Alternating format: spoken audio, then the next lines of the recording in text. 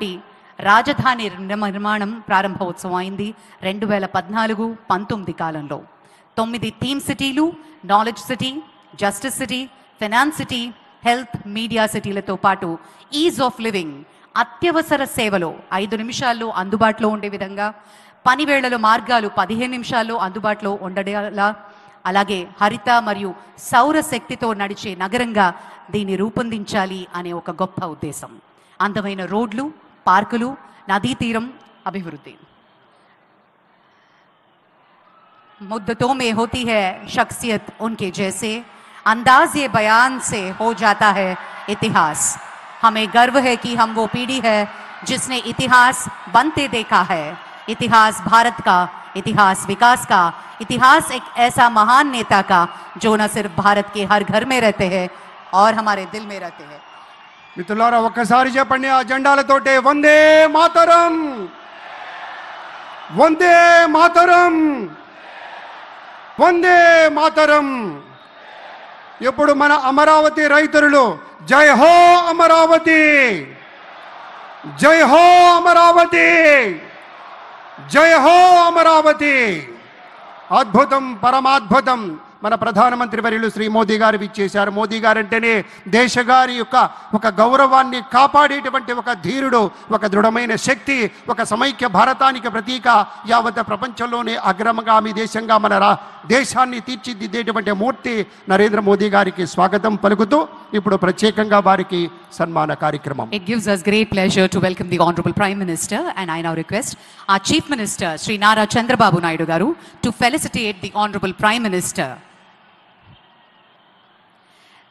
This is our very own Dharmavaram Angavastram, specially being felicitated by our Honorable Chief Minister, and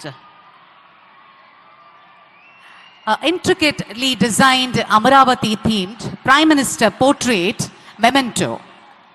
ప్రత్యేకించి కళంకారి రీతిలో దీన్ని రూపొందించి ప్రధాని గారి పోర్ట్రేట్ని మొమెంటో రూపంలో అందిస్తున్నారు ముఖ్యమంత్రి వర్యులు. Huge round of applause. ముఖ్య అతిథి వారికి ఘనంగా సత్కరించుకుంటున్నాం. గట్టిగా కరతాళ ధ్వనులు ఉండాలి, మరింత గట్టిగా. జై హో, జై హో ఆంధ్రప్రదేశ్. ధన్యవాదాలు, ధన్యవాదాలు. ఇంత మహోత్కృష్టమైనటువంటి చారిత్రకమైన మహోజ్వల ఘట్టానికి ఆలోచన చేసింది మన ప్రియతమ నేత శ్రీ నారా చంద్రబాబు నాయుడు గారు.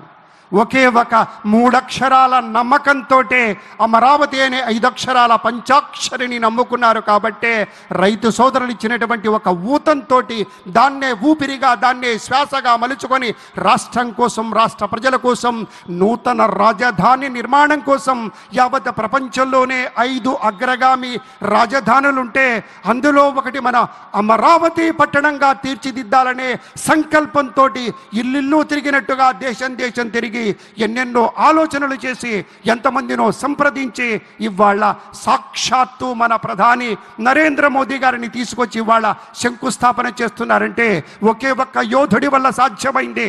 ఆ యోధుడి పేరే మన నారా చంద్రబాబు నాయుడు. అందరూ ఆలోచిస్తారు, అందరూ అనుకుంటారు నా ప్రజలు, నా దేశం, నా ఇల్లు, నా వాకిలి అని. కానీ ఒకే ఒక్కడు నా రాష్ట్రం అనుకుంటారు కాబట్టే, నా రాష్ట్రం అనుకుంటారు కాబట్టే ఆయన నారా చంద్రబాబు నాయుడు అనేటువంటి మాట కూడా మీతో మనవి చేసుకుంటూ ధన్యవాదాలు. పెద్దలారా, చంద్రబాబు నాయుడు గారి యొక్క సూచనల మేరకు, వారి యొక్క దూరదృష్టితోటి, వారి పట్టుదలతోటి, వారి క్రమశిక్షణతోటి ఒక ప్రత్యేకమైనటువంటి ఈ కార్యక్రమంలో